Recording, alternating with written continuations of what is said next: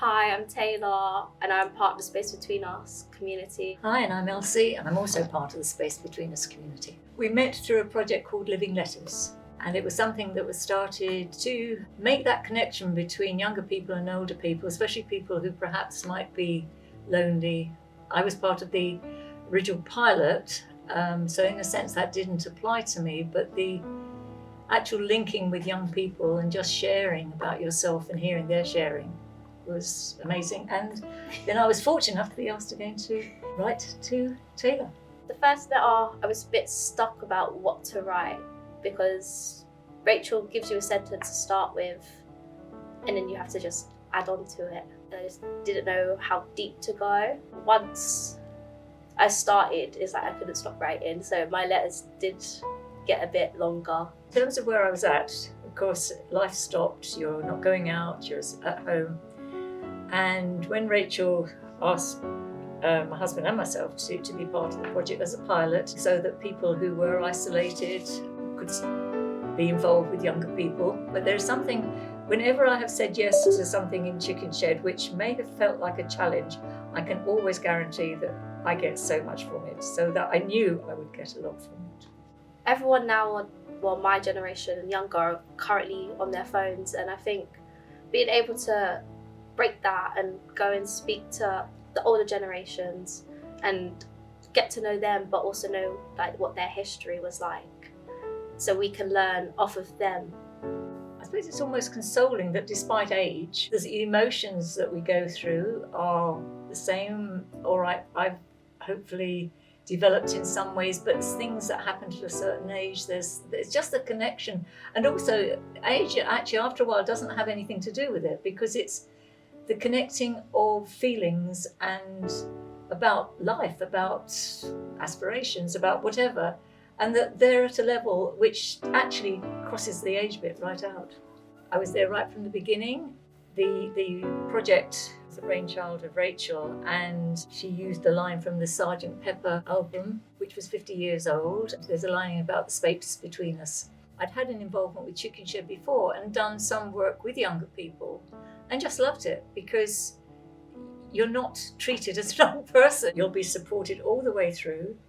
You'll have young people who just treat you as humans and not like some old doddery person. You'll have fun, you'll enjoy it, and you'll wonder why you didn't join it before. And you get to mix with others that you've probably never mixed with before, and you get to learn about how they work, and also just get to do some fun activities with people you probably would never really cross paths with. And you'll probably end up walking out of your first session with a lot more friends than before you walked in. I think the meaning for me behind the Space Between community is actually there isn't one. There isn't a space between us, because we are connecting at our deeper level of humanity. Whether you call it a spiritual thing or not, I don't think it's relevant, but there is that connection of beings, and there isn't a space between us. I think one of the memories was when we first met on video. I mean, that was just so special, wasn't it? Because we shared quite deeply on quite a lot of stuff. And then to actually have a person, a face, a smile, it was very, I'm sorry, I'm going to go emotional. It was very special. Oh, I loved that moment as well. I really did. Not knowing who was behind the letters and just actually putting a face to the writing. We did the dance, integrational dance. I can't remember. And we didn't know she was going to be here because no one told me, but I was like, you know what, let's give it a go. And we both had a laugh. We're not dancers, but we both had a laugh. Those moments of fun together where, again, age doesn't matter. It's not about age or anything. It's just being with people and enjoying. And I think when you are older, it's about absorbing the energy of young people is lovely, actually. One of the surprises for me was how warm you were towards me. It just felt sort of I remember the first time we hugged, when after you'd done your piece and I'd come to see it, you'd invited me. And I think we were in the COVID stage where you were sort of allowed to half hug, or we weren't sure. But that hug, there was a sense of that warmth, and it was so special. It really was incredible for me. when you came and watched my FD show, and I actually got to see you in the first Not Behind the Screen. Yeah. That was really nice. It was very special, wasn't it? Yeah.